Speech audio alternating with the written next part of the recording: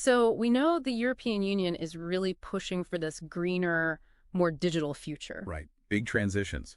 But that means a huge appetite for raw materials, doesn't it? An unprecedented demand. Absolutely. And that surge, it brings up a really critical question. Which is? Well, are we actually sourcing these essential materials in a way that, respects basic human rights? That's the core of it. And I know the EU set up the Raw Materials Information System, the RMIS, partly to get a handle on things. Exactly. You can think of it as the EU's central knowledge base for all things raw materials. And our focus today for this deep dive is really looking at how we can weave human rights governance much more effectively into that system. Precisely. We want to see how the RMIS can be improved. We're drawing on a really interesting report here, one that dives into this very issue and even highlights some specific data platforms that could, well, potentially be game changers. That's right. Platforms that could help make sourcing more responsible. If you look at the RMIS right now, the country profiles, they do have sections like social and policy for EU countries and governance and social responsibility for African nations. Yeah, those sections exist. They're a starting point, definitely. But the report we looked at points out a pretty significant limitation. Which is? The data tends to be very corporate focused, looking at things like occupational safety, maybe job numbers within the companies. Okay, so it's more about the company level, less about the wider impact. Exactly. What about the communities living where these resources are extracted? Key issues like land rights or the specific rights of indigenous peoples often, that stuff just isn't visible in the current setup. Right. So that brings us to the main question for today's deep dive. How can we leverage these specialized data sources to make the EU's raw material sourcing more ethically sound, more sustainable, really considering the impact on, actual people and communities? Okay, maybe let's start with the basics, the RMIS itself. What's it actually trying to achieve? Why is it so important right now? Well, its main job is providing reliable, consistent data on all those non-fuel, non-energy raw materials that the EU relies on. Okay, consistent data being key. Yeah, and that data underpins policy. Think about the Circular Economy Action Plan or the new Critical Raw Materials Act. They need that solid information base. Makes sense. It's about securing those supply chains, right? Yeah. Making sure the materials for our tech and economy are there, but also pushing for better resource use, like recycling, the circular economy part. And the report mentions that responsible sourcing is actually one of the RMIS's stated aims. How does that link back to human rights? Oh, it's fun. You can't really talk about responsible sourcing if you ignore the human rights dimension. It's intrinsic. So how the materials are extracted, who is affected, that's part of being responsible. Absolutely. Are workers' rights protected? Are communities consulted? Are their land rights respected? These aren't add-ons. They're core to what responsible should mean. And the RMIS isn't just sitting there like a library, is it? It actively feeds into policy discussions. Precisely.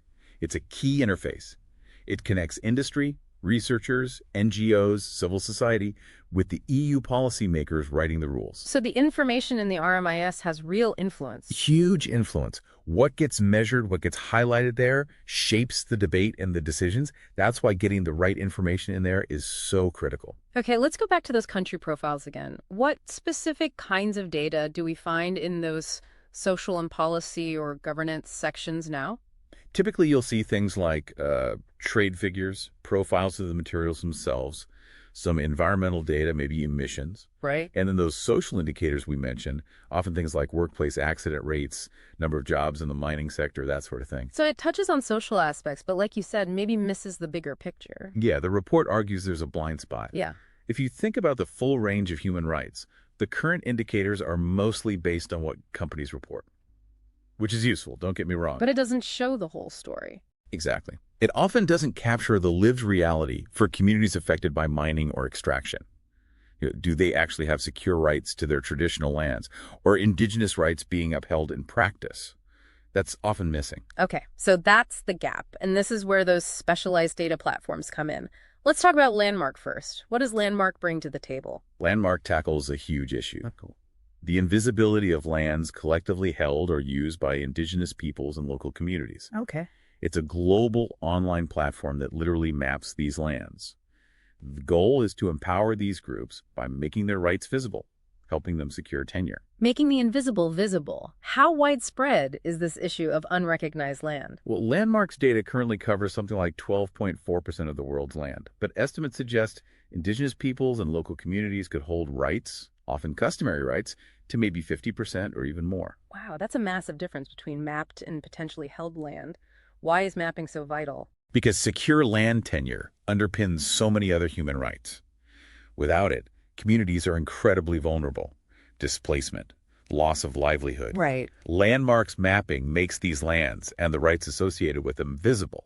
That's the first step towards protecting them from external pressures, like raw material extraction projects. So if the land isn't mapped or recognized, companies might just move in without proper consultation?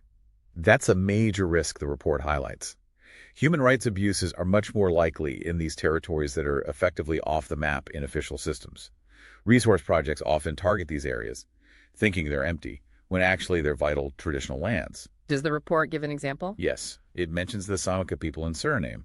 Landmarks data shows the ongoing threats they face, like illegal logging encroaching on their forests, which directly impacts their rights and way of life. It shows that clear link. Okay, so how could the RMIS actually use landmark data? What's the practical idea? The report suggests creating a direct link. Imagine if, within the RMIS, you could overlay maps showing potential mineral deposits with landmarks maps of indigenous and community lands. Ah, I see, like a risk assessment layer. Exactly. It could provide almost real-time alerts about potential land conflicts or human rights risks in specific sourcing regions. That would signal the need for much deeper due diligence before things move forward. That sounds powerful, a proactive tool. Okay, let's move on to Landex. How does that fit in compared to landmarks mapping? So if Landmark focuses on where the land rights are, Landex assesses the quality of land governance in those areas, specifically through a human rights lens. Quality of governance, what does that mean exactly? It's a global index run by the International Land Coalition. It basically monitors how well countries are doing against commitments they've made towards people-centered land governance. Okay, so not just identifying the land, but checking if the rules and practices around that land respect people's rights. Precisely. Landex looks at it on 3 levels. First, what does the laws actually say? Second, how well are those laws actually implemented? And third, what are the real outcomes for people on the ground? And how does it get that information? It uses a mix of sources. Critically, it includes people-based assessments. What are those? They're structured surveys done directly with community members, capturing their own experiences and perceptions, things that official stats often miss. Landex also pulls in quantitative data, like from Prindex on tenure security perceptions or Transparency International on land-related corruption. That sounds much more grounded in lived experience. It is, and that's incredibly valuable. It gives you a richer picture. Landex also uses a standard 0 to 100 scoring system, which helps compare situations. Right. But the real strength for RMIS could be adopting that multi-level approach laws, implementation, outcomes, and using multiple sources to verify information.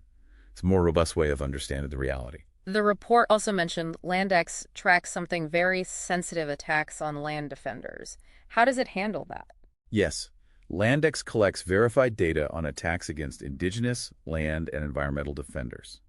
This is a huge issue, particularly linked to the resource sector. Tragically common, unfortunately. It is. Crucially, Landex keeps this specific indicator separate from the main score. They don't want to imply that such violence can be averaged out or is somehow acceptable, but the data itself is available. Which poses a challenge for the RMIS, doesn't it? How do you present that kind of critical, often horrific information effectively? Exactly. You can't just bury it in an aggregate score. Yeah. The RMIS would need a way to flag this type of severe risk very clearly, maybe through specific warnings or narrative sections, ensuring it gets the attention it demands. Okay, that makes sense. Now, the third platform, Yeah. the Indigenous Navigator, what's its unique contribution? The Indigenous Navigator is distinct because it's explicitly a framework and tool set developed by and for Indigenous peoples themselves. Okay, so self-determined monitoring. Yes. Its main focus is tracking how well Indigenous peoples' rights are being recognized and implemented based on international standards like the UN Declaration on the Rights of Indigenous Peoples, UNDRP, other human rights treaties, and also the Sustainable Development Goals. And how does it collect its data, if it's by and for? Primarily through surveys conducted by Indigenous communities themselves. This ensures the data really reflects their perspectives and priorities on everything from legal recognition to consultation processes to actual enjoyment of rights. A real bottom-up approach. What do communities use this data for? All sorts of things. Advocacy, holding governments or companies accountable, planning their own development projects, even just raising awareness within their own communities about what rights they have. It's active in quite a few countries now. And I think the report mentioned it's expanding into new areas, something about due diligence. Yes, that's a really relevant development. They're creating new modules, including one specifically on human rights and environmental due diligence. Which lines up perfectly with EU regulations like the CSDDD. Absolutely. The data from this could offer incredibly valuable ground-level insights into whether corporate due diligence efforts are actually working from the perspective of affected indigenous communities. The community-generated aspect is really compelling, but how do you integrate that kind of data into a system like RMIS, which usually relies on official government or industry data? That's a really important methodological question. Data quality, validation. It's key. Right. You'd need clear protocols. How do you assess the community data? How do you ensure it's used ethically, with consent, respecting data sovereignty? You might find it contradicts official data sometimes. Which can be awkward. It could, but that divergence itself is important information. It signals a potential gap between official narratives and lived reality. The depth and context you get from community data could provide a much truer picture than official stats alone sometimes. Okay, so it's clear these three platforms, Landmark, Landex, Indigenous Navigator, offer powerful data. But how do you actually structure this within the RMIS? You need a framework, right? Yes. The report argues strongly for a clear framework outlining the key human rights dimensions relevant to raw materials. Such as? Well, things like land tenure security, that's Landmark and Landex territory. Indigenous peoples' rights, especially free, prior, and informed consent, or FPIC Indigenous Navigator is key there. But Landmark and Landex contribute too. Okay. Then you have community consultation and participation, access to information, benefit sharing, grievance mechanisms, protection of human rights defenders. Landex's indicator 10C is crucial there. Environmental human rights and labor rights, which RMIS already touches on but could deepen. That's quite a list, and they're all interconnected, I imagine. Very much so. You need to look at them holistically. The report actually maps how data from each platform feeds into these different dimensions, even suggesting specific indicators and where they might fit. And structurally, within the RMIS website or database, how could it look? Two main options are floated. One is to beef up the existing sections, the social and policy or governance bits, maybe add specific subsections for human rights, land, community impact, or create a whole new dedicated thematic area across all country profiles, explicitly labeled something like human rights and responsible sourcing. A dedicated section would definitely make a statement. What kind of information should be in there, whichever structure they choose? Key indicators on land tenure security, on the status of Indigenous rights recognition and implementation, feedback from communities, data on risks to defenders, and critically, clear links back to the source platforms, Landmark, Landex, Indigenous Navigator, so users can dig deeper themselves. It's about building a richer, more connected picture, not just dropping in isolated numbers. But, okay, let's talk practicalities. How do you actually do this integration, merging all this diverse data? Yeah, the methodological hurdles are real. Data quality and validation are paramount, especially when you're mixing official stats with, say, community-generated data. How do you validate that? You'd need robust protocols, maybe triangulation comparing different sources. Strong partnerships with Landmark, Landex, the Navigator team are essential. It might even shift how we think about official versus people's data. And just getting the definitions aligned must be tricky. Harmonization. Absolutely. Different platforms might measure similar things slightly differently, so work is needed there. Plus, decisions on granularity, national-level data, subnational. How do you aggregate without losing vital local detail? And always, the ethical side. Consent, anonymity, do no harm. The report also talked about different types of indicators, specific versus composite. Right. The idea is probably a mix. Use specific indicators drawn from the platforms for focused insights. Maybe develop some composite indicators, like a human rights risk index. Be careful with those. Very careful. The report warns they can mask serious underlying issues, like violence against defenders, if not designed transparently.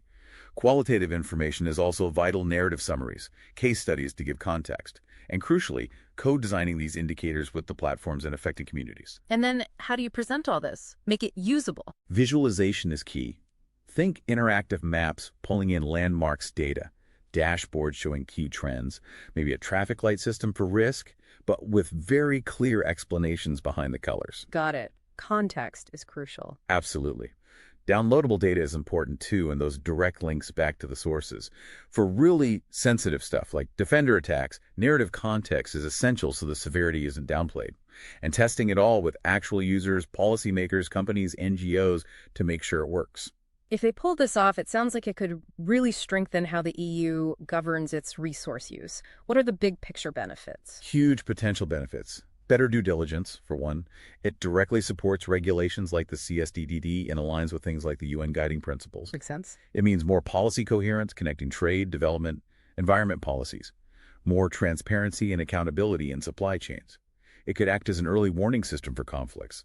And it could genuinely improve dialogue and partnership with resource-rich countries. The report even hints this could make the RMIS more of a tool for promoting EU values globally. Potentially, yes.